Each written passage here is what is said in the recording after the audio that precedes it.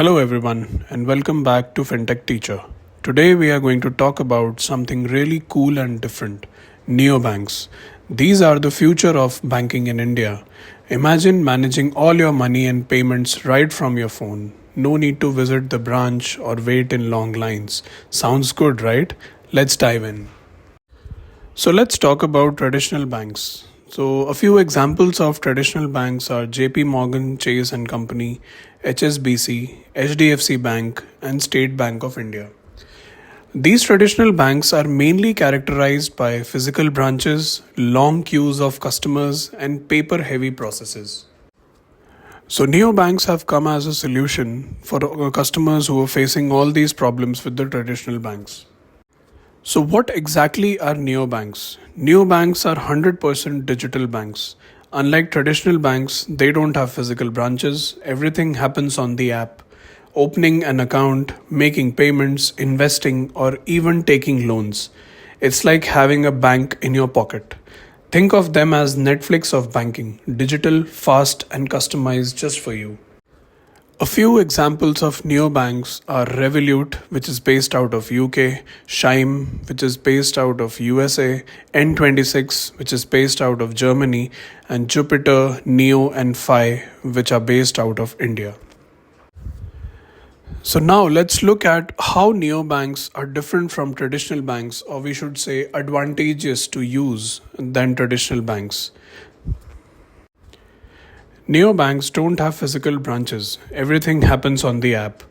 They onboard the customers digitally with just a few taps for any kind of product. Neobanks don't levy hidden charges like traditional banks, and they give a detailed breakup of all the charges being charged to the customer. Neobanks have started leveraging AI to track customer spending, to suggest saving opportunities, and to offer personalized financial advice. Neobanks have come as a boon for small and medium enterprises that can take quick loans and perform seamless cross-border transactions for their business purposes. So let's look at why neobanks have started growing globally. Neobanks have reached the remote areas, especially in Africa, Latin America, and parts of Asia where traditional banks have failed to reach. The rise of UPI in India and the rise of WeChat Pay and Alipay in China has given impetus to neobanks to grow in these markets. In the US, 67% of Gen Z prefers mobile banking, and in Europe, younger generation prefer digital banks like Monzo and N26. Neobanks have made international transactions easier and cheaper, thereby catering to a large number of customers. Neobanks are booming because people want fast, flexible, and mobile-first banking. So all this sounds great, right? But neobanks have big challenges. Many governments don't allow 100% digital banks yet. They must partner with traditional banks. Customers still prefer traditional banks for security, big transactions, and long-term savings. Most neobanks offer free services but struggle to make money. And the traditional banks are catching up. So big banks like JP Morgan, HSBC, and SBI are launching their own digital banking apps. So, will neobanks replace traditional banks? Not yet, but the future looks exciting.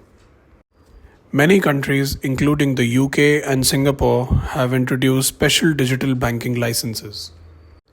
Neobanks have implemented AI and blockchain-based smart fraud detection, faster payments, and better security worldwide. Neobanks will collaborate with e-commerce, crypto platforms, and financial services to drive their revenue. They will also integrate into shopping apps, travel platforms, and businesses globally to give consumers more options for payments. So, in conclusion, neobanks may not completely replace traditional banks, but they will definitely reshape banking for the future.